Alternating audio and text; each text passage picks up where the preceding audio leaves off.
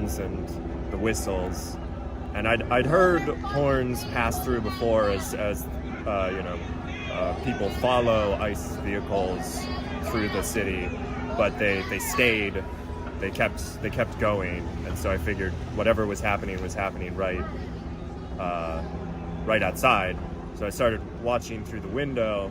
And there was a red Honda Pilot, maroon. There were two people in fatigues, ICE agents, presumably. One was by the passenger side of the vehicle, one was by the driver's side of the vehicle. And there was a handful of black and white SUVs, license plates on some of them, front license plates removed, parked sort of kittywampus in the street.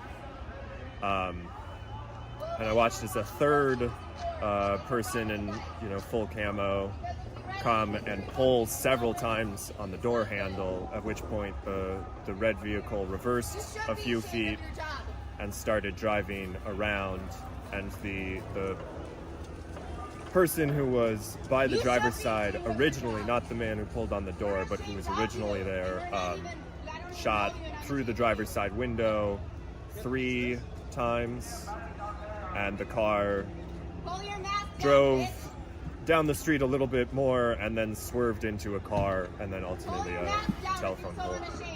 Okay. I think that's really all, because I'm not... Well.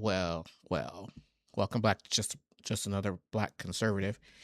And I guess this morning in Minneapolis, a motor vehiclist, I don't know what she was doing. Was she following ICE or was she blocking ICE in the streets of the city?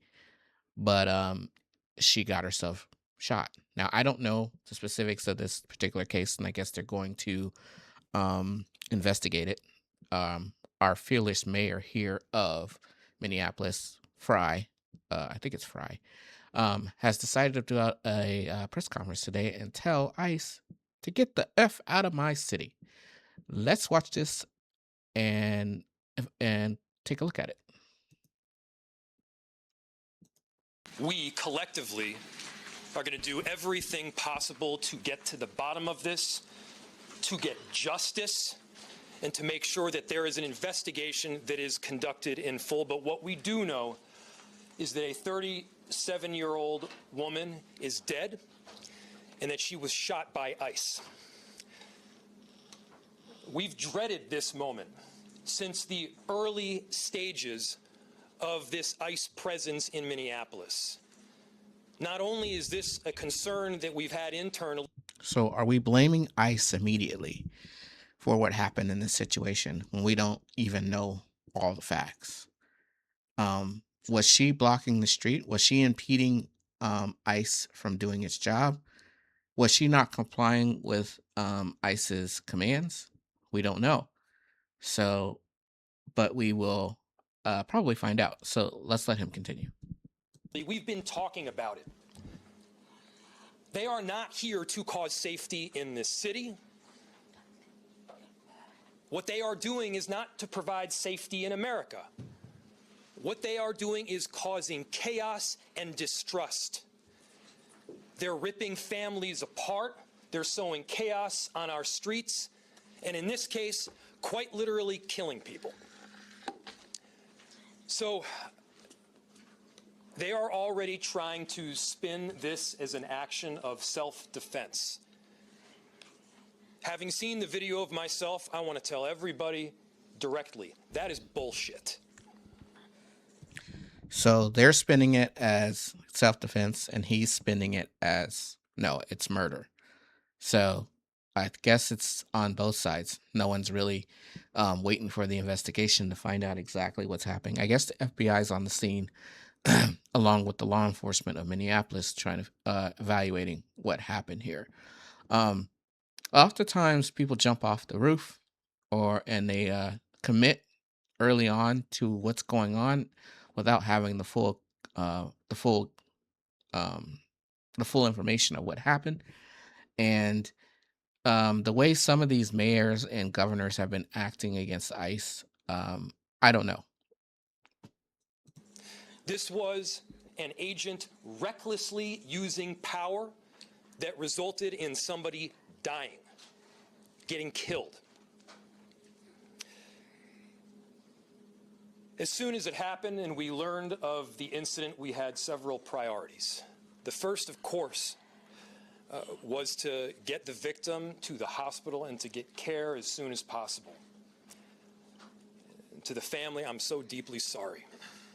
There's nothing that I can say right now that's going to make you or your relatives or the friends of the victim feel any better. There were, I believe, 2 Minneapolis police officers that responded. I have one question. And drop in the comments if you have an answer. Why was she blocking the street? What was the reasoning? Give me the reasons why she was blocking the street.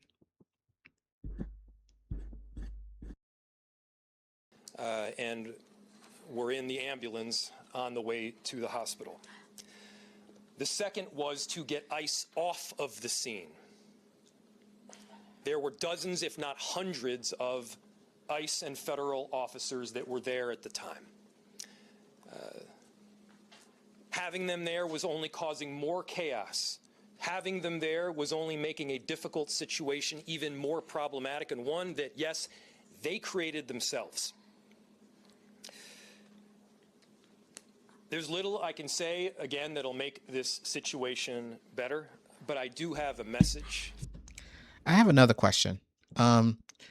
If you are in ICE or you're, customs enforcement, immigration and customs enforcement, and you're in a state or in a city and you're driving down the street, going to either execute a order, or for whatever reason you're in that city and you're driving down the street and you have the right, or you have the authority given to you by the United States government um, to enforce the laws of the country, and you're doing your job and you're driving down the street and someone blocks you, puts hands on you, spits on you, yells at you. I guess yelling is not that big a deal, but spitting on you, putting hands on you, blocking the street, doing these things.